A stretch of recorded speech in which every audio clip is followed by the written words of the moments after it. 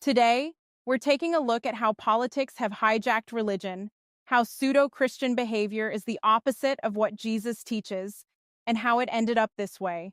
Please like, comment, and subscribe if you learned something from this type of content. Watch this Christmas church service and observe the techniques they use to elicit emotion from the crowd. This is designed to create feel-good endorphins in attendees, which they associate with God. Also keep in mind that you feel the same way during a Metallica concert. It's biology, not God.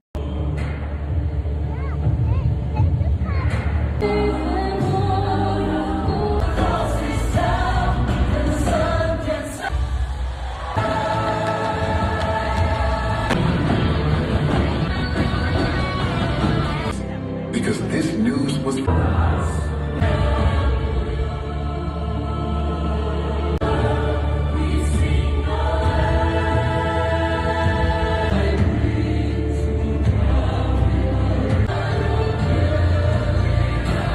Next, we'll hear from a doctor for a professional perspective, then some interesting insights into how our Christian faith strayed so far from the mark. How do evangelicals end up supporting Trump?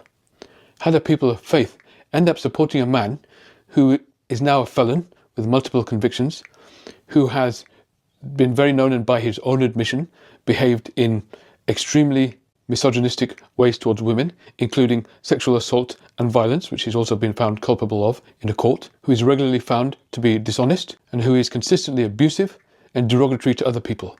How does any of that chime with Christian values? How does any Christian find themselves supporting a man like that? It all starts, as do most things in the world of psychology, in the childhood. How is somebody raised in a Christian, often fundamentalist Christian household?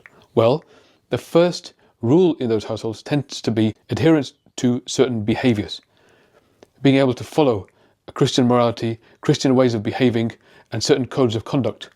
And that requires some highly regimented, rigid, uncompromising parenting, where the child is required to adhere to black and white rules on a regular basis, and given little space to emote or demur or push against the boundaries that are set for them. But actually, where you have more fundamentalist type of parenting, that involves little or no space for defiance or transgression. They are absolutely regimented into certain ways of being that they have to follow, otherwise they are punished, sometimes severely, and sometimes that involves violent corporal punishment. So this kind of upbringing is a very authoritarian, top-down upbringing, giving no space to the person being raised, and that then turns them into authoritarians themselves, which is why it passes from one generation to another. And that authoritarian upbringing leads to authoritarians who themselves then become authoritarians to their children. But it also means that they have within them this template of what leadership should look like.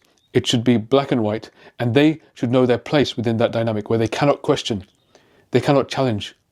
There is no openness. And that is what Donald Trump is essentially the personification of. So he may not have the other qualities in terms of his virtues and ethics and just basic honesty that they would ordinarily want to promote. But what he does have is the most important thing of all, which is an extreme authoritarian personality, a total top-down mentality. And that is exactly how they were raised. And therefore Donald Trump provides them that notion of I alone can fix it. I am the leader who you must follow and you have no choice. You have to hear that, they almost fall into a trance behind it. Because to them, that is almost soothing, because it reminds them of their childhood. That's the quality he has for them, and it supersedes any other ethical or moral quality, which is why despite his transgressions, despite his criminality, despite his multiple sins, he has what they really want. The iron fist with which they themselves were raised. We've grown up in a society where they have for 2 generations gotten the followers of Jesus to vote against everything Jesus talked about by talking about abortion, which Jesus never talked about. Judaism doesn't ban it. They're legal and free in Israel right now. That's the scam they have used. Jesus was against the death penalty, but they really don't follow what Jesus says. So my whole point is you don't need to believe in any part of the Bible as absolute literal fact to call these people out on their blaspheming bullshit, because they're not fighting for anything. Jesus is a prop they wave. And in Matthew 25, the character of Jesus lays out what his marching orders are. He says, at the apocalypse, I'll gather individuals and nations, and you'll be judged heaven or hell on 4 criteria. So you take care of the poor, you take care of the sick, you welcome the stranger, and you're kind to those in prison. Nothing about screaming at women outside clinics. Nothing about how much money you give your church, how hard you pray. This is the book they go by. Or how big a cross you have. How big a cross. But again, they don't care. This is the Caroline Levitt Christianity. We're going to hide behind a giant gold cross and take a dump on the actual Bible.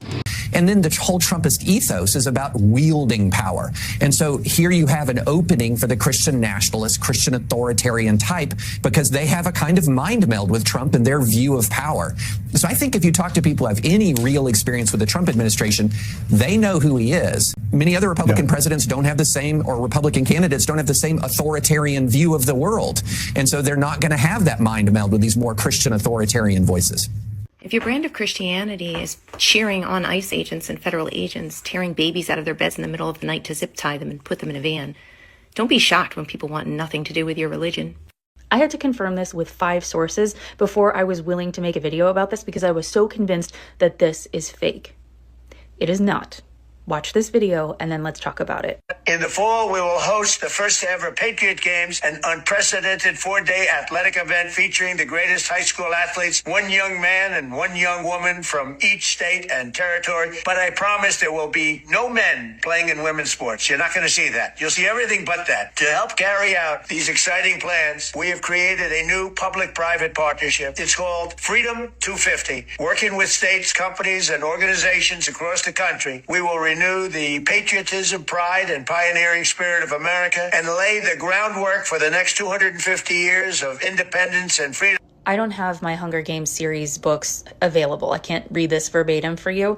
But if you read the series or you watch the movies, you learn that in the Hunger Games, there is a place called Panem. It is this dystopian land that has a capital in the center and then 12 various districts that serve the capital. The capital is the most influential, affluent place throughout Panem. And as you go further and further out in the districts, the more, poor and at risk and struggling the people become.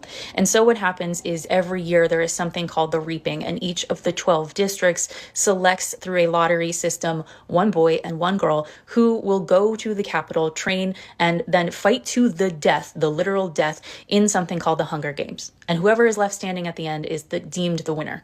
That is the only comparison I can make to this.